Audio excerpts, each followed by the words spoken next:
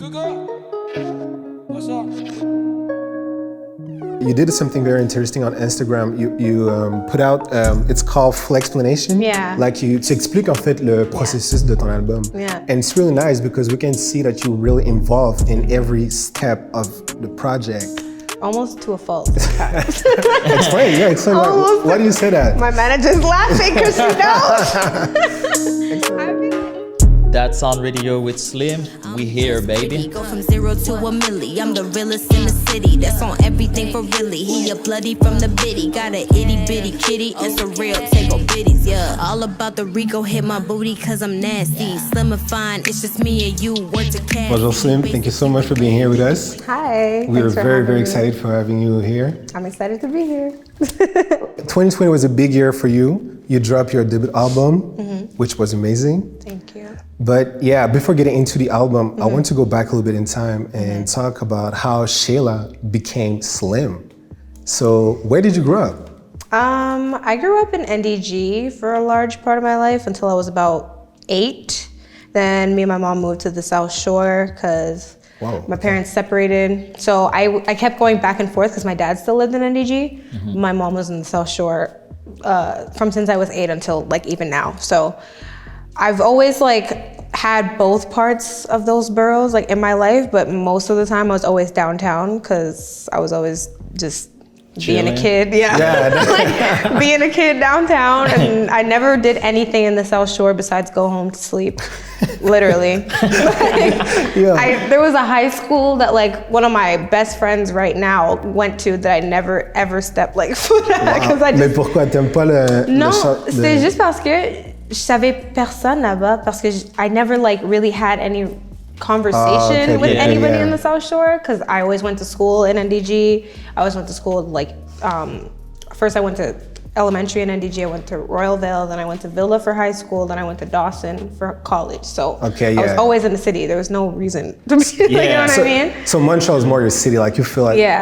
And you said you're the face now of Montreal, now. Growing up, what type of music, quand tu étais plus jeune à la maison, quel genre de musique vous écoutiez? Yo, my mom is the reason why I'm like so in love with like 90s aesthetics and music and film and everything. Cause that woman, all she would play was like, I Love Your Smile by Shanice, that was her jam. Dilemma by Nelly. Wow, okay, She'd be like, she would, TLC, Salt and Pepper, even Queen Latifah, like she was all of that. Like that was all her jam. Wow, you were very immersed in that type of... Because you pay homage to, I want to go back to that, you pay homage to Nicki Minaj, Lil Kim, and Missy Elliott. By the way, I'm so happy that you talk about Missy Elliott. I feel like we forgot how iconic she was and still is. She is my favorite. Like, she's your favorite? Yeah, absolutely. I feel like she just revolutionized the whole game. She was a producer, she was a rapper, she was a dancer, she was everything, you know what I mean? Unique, like exactly, her whole like demeanor, like misdemeanor, you know what I mean? Like her whole demeanor was really that she embodied how she chose to embrace femininity. Like it didn't have to be overtly like sexual, and that was her thing, and it worked, and it was fine, and she really just like, you know, encapsulated I want to talk everyone about in that because I feel like when we look at your style, you can be super like feminine, but you have like a good energy or confidence, like which we associated to masculinity, but which is not true. Right. Est-ce que c'était un peu l'inspiration des femmes comme Missy Elliott ou même Lil Kim or? Yeah, I think definitely it comes from my like, what's the word? It definitely comes from how inspired I was by Missy, even Lil Kim, even like Left Eye, like, cause they were just able to do it all. And so my mom was also someone who was able to just do it all. She was very like, she could go to work in like jeans and a t-shirt, but then like on the weekend she'd pop out in a dress, and I'd be like, period, you know what I mean? Nice. Like, That's nice. I love that you could just do both, but for me it's more like comfortability. I really love to like, I love my body, I love who I am, so I'm very comfortable to be popping out, showing out how I do. But I'm also very comfortable to be how I am right now. So yeah, we can feel that energy. That's nice. But so how did you go from Shailah? When did you know that you could be Slim, or when did you start developing like Slim? As an artist, you mean? Yeah, as an artist. So, So funny story. My dad's nickname as when he was growing up was Slim because he's really tall and really skinny. So everyone would call him Slim. And then they named me Shailah. My middle name starts with an L. My last name is an M. So I was just like, it's Slim without the I. You know what I mean?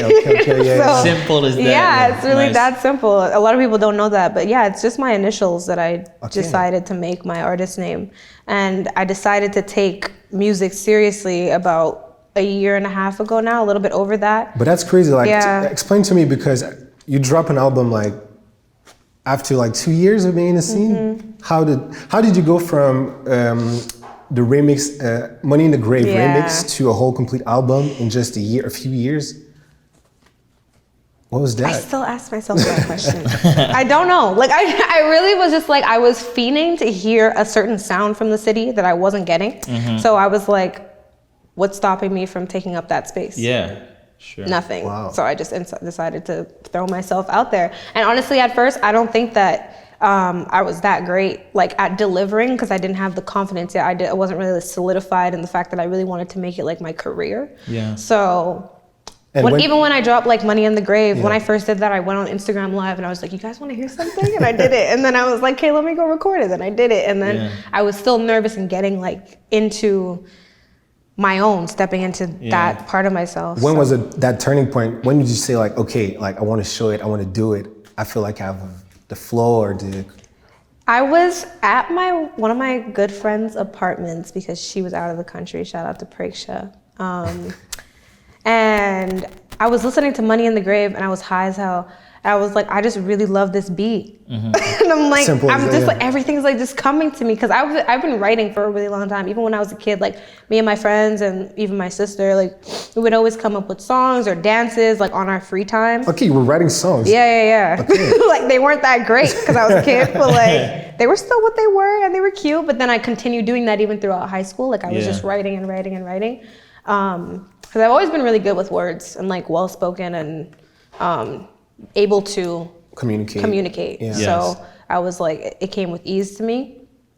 So that night I just wrote that and I was like, yo, this is hard. I need to go lay this down. Then the ball just kept snowballing from there. But how did you create, like, how did you build up your team? Because it's one thing to have the idea or to feel comfortable to write a song or write a... But when did you say, okay, yo, I have to build my team? Right. Comment t'as fait pour trouver en fait les gens? Parce que c'est encore une fois short period of time. It really is a short period of time, and I don't like.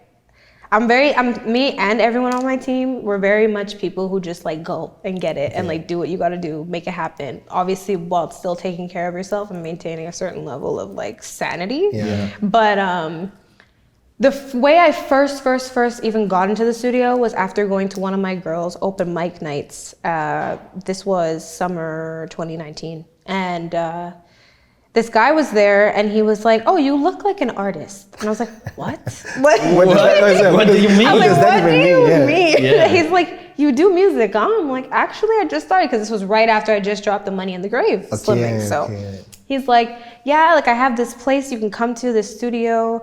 Easy as that? Like, and and then I went and then it worked out. And the studio that I first started out at, it was in like a development phase, like it was in transition from management. So when I first went, I was just trying stuff out, did a couple demos and whatever, and then kind of took like a little break and I just kept writing and like figuring stuff out. That's when the pandemic hit. So it really I didn't really have the ability to even go. So it gave me a chance to like really sit down and like, that's when I came up with the idea for the Complete Flex season. In like, after I finished my degree, because I graduated from Dawson in 2019 of March, April, sorry. Okay. And then I was like, hey, I'm gonna take this serious because I was like, Mom, I'm not going to university, sorry. But let's talk about that. Did you have the support of your family? Because saying to your family or ton cercle d'amis, okay, I'm going serious in music, it's hard. Yeah, it is. Et comment les gens ont réagi autour de toi? Comment ta famille t'a supporté? Honestly, when I told my mom I wasn't going to university, I kind of already felt like I wasn't going to go before I told her that. Yeah, like I was like, I don't know about that, but we'll see. Yeah. And then I came up with the idea for the Complete Flex season, and I came up with like what I wanted it to look like, the aesthetic, like wrote a treatment for like, you know, everything that I envisioned around that album. And I knew I just needed like people to help me realize it, you know? So I took that time and I was like, listen, I'm gonna really like start music. When she heard the Money in the Grave Slim Mix, my mom, she was like, this is really good. Like you should really continue. She supports you like, yeah. I'm actually really blessed to have had the support from my family from like jump because there's never been like a pushback on me telling her like I didn't want to go to university. Obviously she's a mom, so she's like, I would love for you to have like a plan B, but she's like, now where I'm at now, she sees it. She sees that I'm very serious. She sees that I've built what I've built in a short amount of time, and that can only mean that it's going to go further. Yeah. So. And your work ethic too. Yeah. I want to talk about comment tu développes tes projets. You did something very interesting on Instagram. You put out, it's called Flexplanation. Yeah. Like tu expliques en fait le processus de ton album. Yeah. And it's really nice because we can see that you're really involved in every step of the project. Almost to a fault sometimes. Explain why do you say that? My manager's laughing because she knows. I mean, like, because I just am someone, I know what I want, I want what I want, and I need to get what I want. But like, obviously, at the same time, I do know that I'm working with other people who are also creatives, and I have to open space for other people to have their ideas come in, and I do that, and I allow that to happen. Is it hard for you to do it? No, it's not. As long as we're on the same page, you know what I mean? It's not hard for me to work with people at all. It's just dependent on, I want the set to be green, but you want it to be blue. Like, okay, can we come to a middle ground or can we not? You know what I mean? That's really the make or break. But Mais j'ai l'impression aussi que tu as une facilité à aller chercher des collaborations parce que I was listening to like you introduced a few artists. I think it was Kid Crayola, Senkia, and Gabby Harvey. Et les bandes, like the way you're talking to them, the way your friendship, we can feel like it was really honest and deep, like a deep connection. Yeah. How did you build those relationships and how? Okay. Et encore une fois, en peu de temps parce que I met Kid. Kid is my DJ, and I met her when she was doing Mural, summer of 2019, I want to say. Honestly, we have this conversation all the time. We have no idea how we met. Don't remember how it happened, but it happened, and we were just like clicked from the jump. Yeah. And then we were just kind of like going back and forth because we have a very similar like mindset when it comes to a lot of things. So I go to her for creative ideas, she comes to me, vice versa. So it's just like that's how we built that friendship. And then when it came time for the album, I knew I wanted to have that interlude, but I knew I didn't want it to be my voice. I knew I wanted it to be somebody else's voice who was going to deliver it with the power and the charisma that she has. And the interlude is amazing. So she just killed it. Like I sent it to her maybe like 4:00 in the morning. I was like, listen, I know it's late, that's but early. what I saw in your Flex. I sent it to her at like 3 a.m. in the morning. I had like just went on a walk, came back, and I was like, she answered? Yeah. Imagine if you called me at 3 a.m. I will never. I'm dead. No, she answered because she was up too, and I was like, I need you to send me a voice note like ASAP of you saying this, and she did it. She did it on the spot? Yeah. Wow, that's crazy. Real friends. She really came through. Real friends. MVP, And then Gabby, I met her through the first studio that I was mentioning that I went to before the pandemic started, and then actually went back to do a lot of the songs on the Complete Flex season. I did theme song there, I did Pony there, I did Flex there. Okay, that was I did a lot. I did a lot of the songs there. I did Too Real there, which she's on. And the first night that we met was the night we made Too Real. Like I went to, she was already there, and I came because I had a session. Like we were switching times or whatever. And we're like, oh, hey, nice to meet you. She was wearing all black, I was wearing all white, and it was giving like a yin and yang situation, and it just like it clicked on the spot. Like again, just like clicked on the spot. Don, the producer of that song, was making a beat, and he made that beat in like 10 minutes. Still don't know how he does it, but anyway. 10 minutes? Yeah, he made it it was so fast. Wow. Like he's just a whiz. So the song was done in one session? He made the beat, the song was done in one, the demo was done in one session. We went back to it a couple of times. But I talk about that in the Complete Flexplanation. Like Gabby wasn't trying to drop it at first, but then I woke her up and she decided that she wanted to drop it. Tu savais qu'il y avait quelque chose. I knew that was something that had to come out. Like I felt it. Everyone I played it for, even though it was a demo, like I wasn't even happy with the demo because I was like, I was nervous that night. Like I didn't deliver it the way that I could. Because I was meeting a whole bunch of new people, and I was like, you should have seen me. I was sitting on the couch, and I was like, can I drop something on this song? Okay, you asked her like... Yeah, because she started it. Okay. She started the song, and she's the one, well, the hook, like, all that she did. Yeah. And then I was like, I have a verse for this, and I think it would be fire. And I went on it, and it ended up being fire. Mais est-ce que c'est facile pour toi de créer des relations comme ça, ou ça a été comme, like, you felt the energy and... It's natural, actually. Yeah, it's natural. It depends who, obviously. Like, not everyone I'm, like... comfortable, you're right. Most tight with right away. But more times, yeah. Like, whenever I go into a studio space, a lot of people are inviting and allow me to learn while I'm doing what I'm doing, and vice versa. Mm-hmm. So it's not really like I don't want to use the word safe space, but it's comfortable. Like, it's just like, you can do you, I can do me, and we'll just like bounce off of each other. And but you have a good energy. Like, I think I don't remember if it's Kid Cruella or Cynthia. She was like, oh, at the beginning I was intimidated, but then when you start talking to you can feel like you're super open. Sweet. Yeah. I think that was the one with Sankhya, and we met, we met like 4 years ago, 5 maybe now, when I was doing a photo shoot for International Women's Day. And I had just found her on Instagram, and I was like, you're so cute, I need you to come. Like, and she came. Wow. And then we just kind of like kept in contact on socials ever since, and then she started dropping music, and then I came onto the scene after. And I was like, I really wanted somebody else on theme song, because I just couldn't find the right words to fill up that part. And I was like, maybe that's just because it's not for me. So I was like, let's go to the studio, let's get this done. We were originally supposed to do a song for her project, but it just didn't end up working. Okay. And then she laid her verse down. She wrote it in like 10 minutes, laid it down. It was beautiful, perfect. Okay, every song is like in 10 minutes. What's happening in the studio? Like, what was that vibe? It's like, 10 minutes. Because you can't let yourself like think too much about what you're saying. You kind of just have to trust that what you're saying is your instinct. It's like what you need to let out, release at that time. Yeah. It's something, whatever your intention is behind it is positive or not. Like, sometimes it could be negative, and that can be positive. You know what I mean? Mm-hmm. Like, talking about a negative experience can actually influence and like inspire other people or touch other people to feel like they're not alone in the situation. So I try to follow that when I'm writing, at least when it comes to the production side.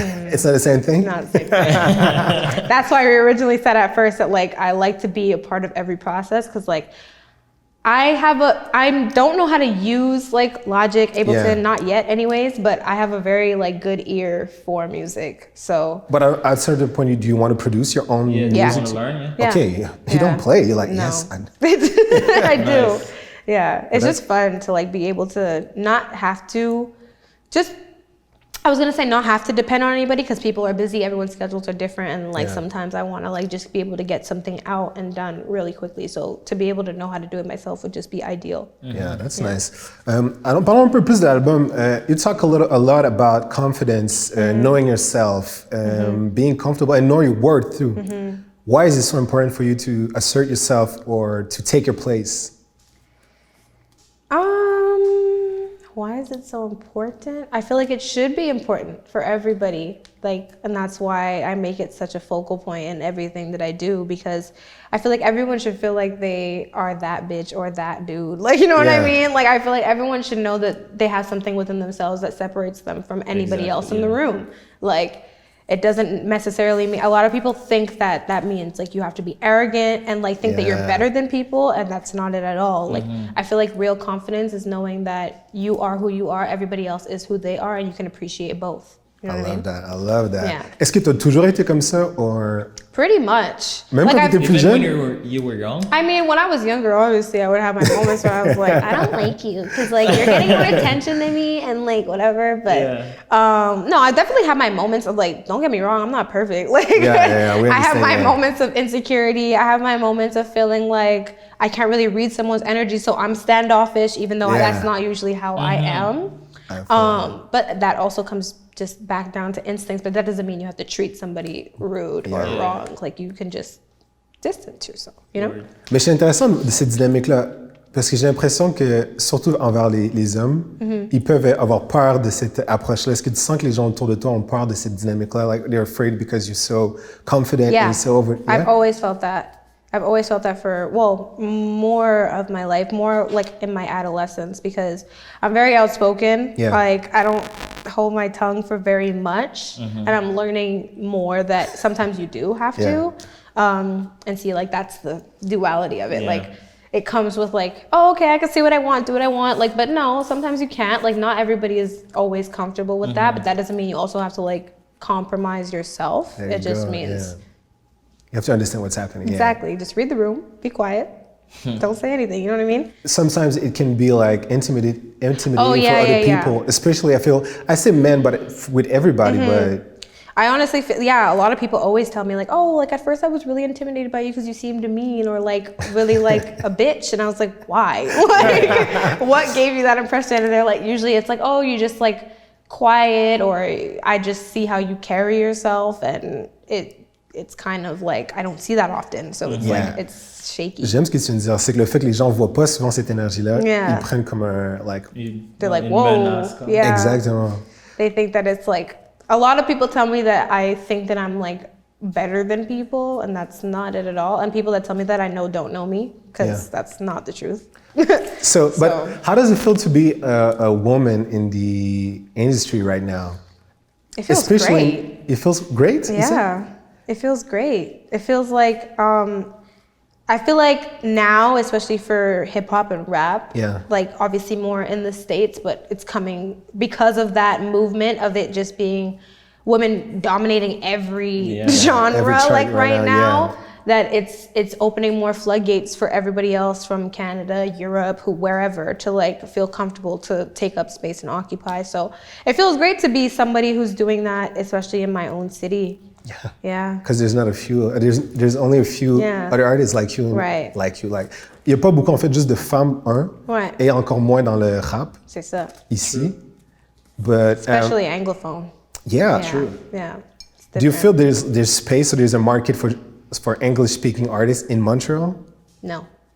I feel like it's really hard. Well, okay, there is, but like I just feel like it's a lot harder to get your message across or even get put on the right platforms because it's very French. So you're not who you're marketing yourself to is not really the French market. So who are you like?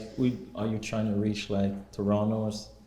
No, I'm trying to reach the world. Yeah. But I mean, what I mean is like there aren't really as many avenues here that know how to handle Anglophone artists because the market here is very saturated with French. So well, how do you do it? What are the avenues for like for artists like you? I just don't market myself that much in Canada, to be honest. Yeah, that's like what I was thinking, in Montreal anyway, because I'm just like I know that it's just not the space for me. And also like I feel like I identify more with the culture in the States or in Europe or anywhere but here. That's crazy because that's your city. Yeah. And I remember, but I feel both though, because you know what I mean? Like I really appreciate the fact that I grew up here, that I was able to be immersed in like art scenes over here because it's very, we have a rich like culture for that. Unique, here. Yeah, it's very unique. Like you get to musically speaking, it's different actually. Yeah, musically speaking, it's definitely different in terms of like outreach and how far you want to go with it, because I feel like there is like a plateau that you reach here,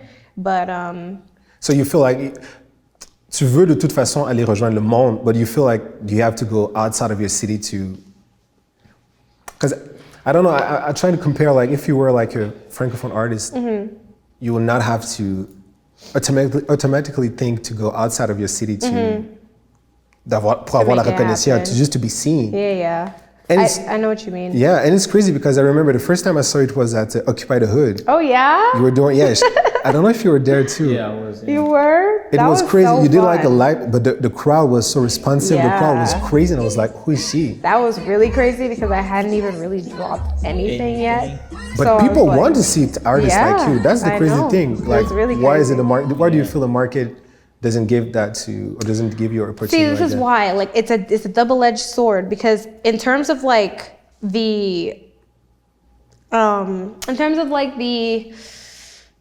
media and like that realm of it, I feel like you're not gonna see me on TVA. Like you're not gonna see me on Radio Canada. Like it's just not gonna happen. You know what I mean? I mean, it can. Let me not say not, but like it's just more times it's not what they're looking for in terms of like who they're trying to promote. But at the same time, I do know that building community in this city is definitely like beneficial, and it's a goal, and it's something that I've already tried, like, and I'm continuing to do, because people were responsive at Occupy the Hood, and that was crazy to me because I hadn't even dropped those songs yet, like, besides ABC, which was really fun. But I also feel like that performance had such a different intention for me. I was like mad because everything was going on in the world, so I was like, let's just have fun, let's do what we're doing, but also remember why we're here. And but you did it good. You did it really great. I feel like the crowd really was responsive because you had that energy. You were like, we could feel that you understood what was happening. You were not just like, oh, I'm just having fun. You were like, yo, there's something's happening. Yeah, exactly. And why is it important for you to talk about like Black Lives Matter, domestic violence? Because you've been vocal about those subjects and those issues. Why was it important for you to talk about that?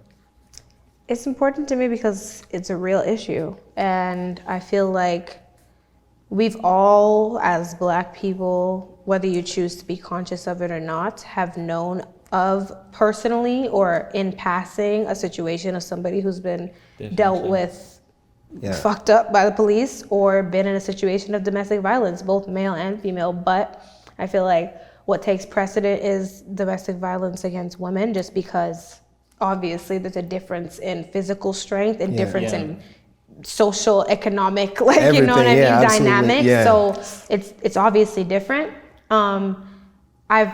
People in my family have dealt with it, like, it's close, you know what I mean? It hits close to home. And you said something very interesting. You said, juste le fait d'être noir, c'est en soi une... Genre, tu t'affirmes, c'est en soi une... I don't know, how did you say that? But it is like to be vocal on the situation. Yeah, like, I feel like being Black is activism. Exactly. Like, just c'est ça, being, exactement. You don't even really have to. A lot of people aren't vocal about it. I don't think it's because they don't care. I think it's because they're either tired, you know what I mean, and feel traumatized by the whole thing, and don't want to have to teach people that should know right from wrong. It's been how many years? But how do you feel about it? Because I feel like you're still doing it. Tu continues d'en parler quand même. Comme tu as dit, en fait, il y a des gens qui sont juste fatigués, ils ont été... But you're still talking about that. Like, est-ce que toi, tu te sens pas non plus à un certain point fatigué ou... I definitely feel tired sometimes of, like, reiterating the same things, and sometimes I don't speak up just because I feel that I don't have the energy for that right now. But when I do, and I'm gonna be vocal about it when I can, and every time I can. Okay, that's nice. Thank you for that. And what can we expect for the future? What's coming for you? Ooh, a lot. I just dropped this project. There's a lot of performances coming. There's a lot of videos coming really soon. Are you still part in directing of the video? Are you? Yeah, for these next couple, well, yeah, actually, I am directing. Of course, you're part of every part is like, yes, I am. I am a part of the direction for them. And there's a new EP coming soon. Do we have a date or not yet? I can't tell you all that yet, but it's soon. Don't worry. That's nice. Just stay tuned. It's worth the wait. Trust. Oh, of course. Avant de laisser partir, est-ce qu'on pourrait savoir un peu les chansons que tu écoutes présentement? What are you listening to right now? Okay, I'm listening to a lot right now, but I really love What's Next by Drake. I listen to that pretty much every day. But that's crazy because I feel like all the music right now that's dropping, we can't like really listen to it because there's no like... You can go out. I be turning up in my car. When you hear someone blasting music on St. Catherine, it's you. It's me. Ça a été la même chose avec ton album parce qu'on n'est pas revenu, mais ton album était tellement varié, il était tellement up-tempo, good vibe, mais il drop en décembre, en plein milieu de la pandémie. I know. So... I know. We're gonna have moments to listen to it in the club real soon. I really hope. But we want to bump to it.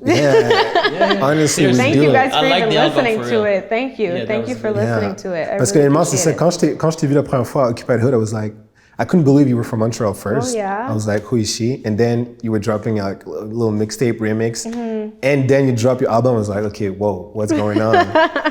Mais encore une fois, merci d'avoir pris le temps de venir nous voir dans le studio. Thank you for having me. I appreciate it. Juste avant de terminer, en fait, we want to know like where can we find your stuff, what you're doing, like where can we follow you and stuff? So Instagram and all that. So you can follow me on Instagram at SSHAILAH. It's my name with the extra S. Yeah. Twitter too, same thing. Facebook, SLM, SLM. SoundCloud, Spotify, Apple Music, Slim, all of that. You can find me all over the place. I'm gonna put a link in the there you go. We got you. So thank you once again for being here. I love your vibe, love your energy. Keep doing what you're doing. Appreciate it. Yeah, thank you. Hey, yo, Rain, turn that up. All right.